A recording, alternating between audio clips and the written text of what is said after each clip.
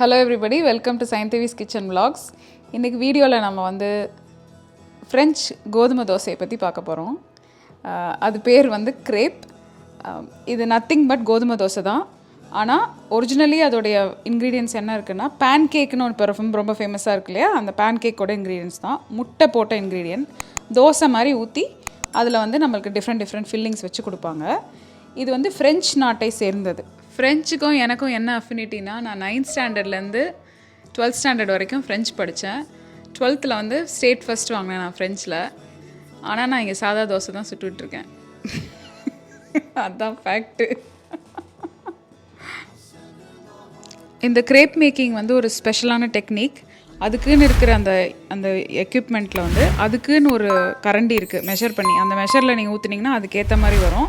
இப்போ சுற்றுறாரு இல்லையா, அந்த பர்டிகுலர் அந்த ஒரு லேடில் மாதிரி அதை வச்சு பண்ணால் மட்டும்தான் அந்த சேம் திக்னஸில் வரும். இது சும்மா நீங்கள் கரண்டியில் நம்மள மாதிரி தோசை மாதிரி பண்ணிங்கலாம் வராது. திருப்பறத்துக்கும் அதுக்கேற்ற மாதிரி ஒரு உடனில் வச்சுருக்காங்க பாருங்கள், அது இருந்தால் மட்டும்தான் கரெக்டாக வரும். இந்த கிரேப்புன்றது பிரேக்ஃபாஸ்ட் ஐட்டமாக ஆரம்பித்தது. அதுக்கப்புறம் இப்போ வந்து கொஞ்சம் ஃபேன்சியாகி லஞ்ச் ஐட்டம், டெசர்ட் ஐட்டமாக மாறிடுச்சு. இதில் 2 வெரைட்டி இருக்குது. ஒரு ஸ்வீட் வெரைட்டி இருக்குது, சேவரி வெரைட்டி இருக்குது. சேவரின்னா அது கொஞ்சம் காரமான வெரைட்டி. அந்த காரமான வெரைட்டியில் தான் லஞ்சுக்கு செய்வாங்க. சீஸு, ஹேமு, அப்புறம் வந்து அந்த என்ன பீட்சா கூட இன்க்ரீடியன்ஸு, அந்த மாதிரி என்ன உங்களுக்கு வேணாலும் அதில் உள்ளே போட்டு கொடுத்துருவாங்க. இது வந்து கிரேப் மேக்கர்ன்றது ஜென்ரலாக தட்டு மாதிரி விற்கிது. ஆனால் என்ன தான் நம்ம வீட்டில் பண்ணாலும் அவங்க கடையில் பண்ணுற மாதிரி நமக்கு வரவே வராது. இந்த கிரேப் வந்து நம்மளுக்கு வந்து ஒரு டெசர்ட் மட்டும் கிடையாது, இது வந்து ஒரு டேட் நைட்டுக்கு போகிற ஒரு விஷயம். அது ரொம்ப ஃபேமஸாக இப்போ வந்து ஆயிடுச்சு. யூஸ்வலி கிரேப் ஸ்டோர்ஸ் எல்லாருமே வந்து இப்போ நீங்கள் சீரியஸான டேட்டில் போகலன்னா கிரேப் சாப்பிட்லாம் வாங்க அப்படின்னு கூப்பிடுவாங்களாம். அது வந்து ஒரு ட்ரெண்டு.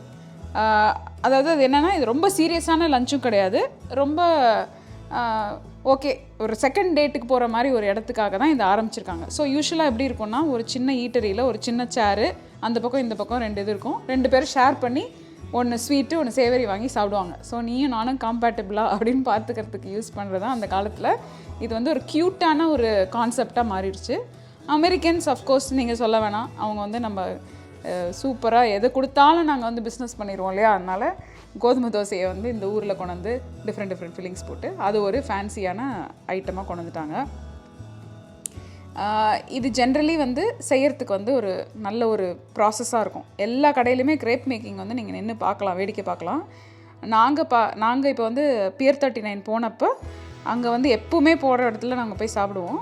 அங்கே வந்து வெளியில் நின்று இந்த மாதிரி ஒரு வியூவிங் டேபிள், ஒரு வியூவிங் ஷெல்ஃப் மாதிரி இருக்கும். அங்கே வெளியே நின்று எல்லோரும் பார்ப்பாங்க வியூவிங் விண்டோவில். உள்ளே ஆர்டர் பண்ணலாம், ஆர்டர் பண்ணிட்டு வெளில வரலாம், வெளில வந்து உட்காந்து வேடிக்கை பார்க்கலாம். ஜென்ரலி ரொம்ப பிஸியான கடையாக இருக்கும் இந்த கடை. நான் சொன்ன மாதிரி நீங்கள் வந்து ஒரு ஒரு டேட் நைட்டுக்கு வரணும், அந்த மாதிரி ஒரு கான்செப்ட் இருக்கிறவங்களுக்கு கண்டிப்பாக வாங்க. ஃபேமிலியாக வர்றவங்களுக்கு வந்து இது ஒரு அக்வயர்ட் டேஸ்ட் தான். ஏன்னா இனிப்பு இருக்கும் உள்ளுக்குள்ளே. நம்ம வந்து சட்னி சாப்பிட்டு பழகினதுனால நமக்கு கொஞ்சம் வித்தியாசமாக தான் இருக்கும். ஆனால் எங்களுக்கு அது ரொம்ப பிடிக்கும். ஏன்னா அவ்வளோவா அது வந்து ஒரு நல்ல இனிப்பு, சுமாரான இனிப்போடு இருக்கும். நான் சொன்ன வெரைட்டியில் ஃபஸ்ட்டு ஃப்ரூட் வெரைட்டி, இது சேவரி வெரைட்டி 2வது. இந்த கடை பேர் வந்து கிரேப் கேஃபே, Pier 39 இருக்குது. நீங்கள் உள்ளே போனீங்கன்னா கண்டிப்பாக வாங்கி ட்ரை பண்ணி பாருங்கள்.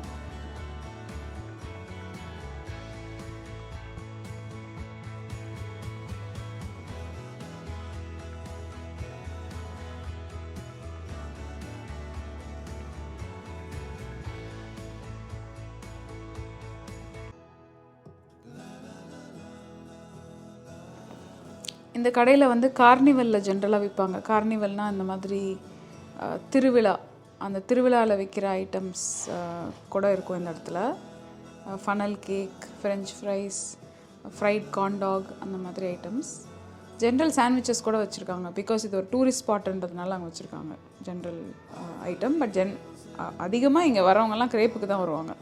ஏன்னா அது ஒரு எக்ஸ்பீரியன்ஸ்.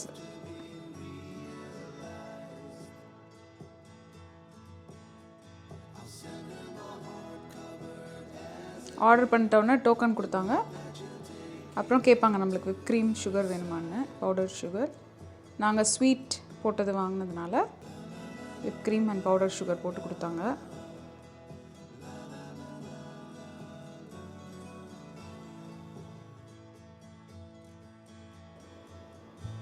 பயங்கர கூட்டமாக இருந்தது.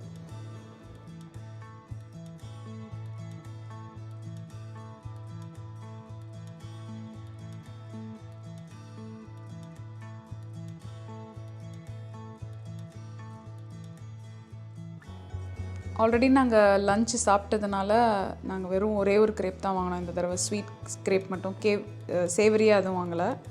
நாங்கள் போட்டிருந்ததில் வந்து ஃப்ரூட் ஃபில்லிங் இருந்தது.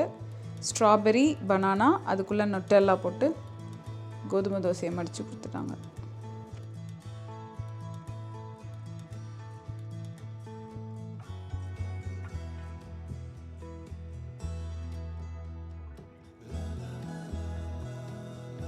உங்கள் குழந்தைங்க வந்து ஜென்ரலாக கோதுமை தோசை பண்ணால் பிடிக்கல, இல்லை ரெகுலர் தோசை கூட பிடிக்கலன்னா நீங்கள் நுட்டெல்லாவை தடவி உள்ளே பனானாவை கட் பண்ணி போட்டு மேலே கொஞ்சம் விப் க்ரீம் போட்டு கொடுத்து, இல்லை ஃப்ரெஷ் க்ரீம் போட்டு கொடுத்தீங்கன்னா சாப்பிடுவாங்க. இது ஒரு ஐடியா உங்களுக்கு. ஸோ தோசை வேணான்னு சொல்கிறவங்களுக்கு நீங்கள் வீட்லேயே ஹோம்மேட் கிரேப் தோசை பண்ணி கொடுக்கலாம்.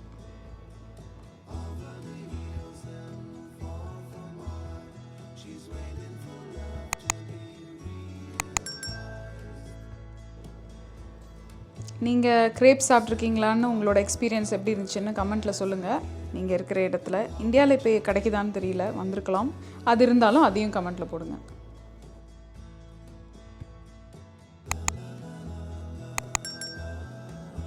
இந்த வீடியோ பார்த்து என்ஜாய் பண்ணியிருப்பீங்கன்னு நினைக்கிறேன். இன்னொரு வீடியோவில் உங்களை சந்திக்கிறேன். Like, share and subscribe to my channel. Thank you for வாட்சிங். பாய்.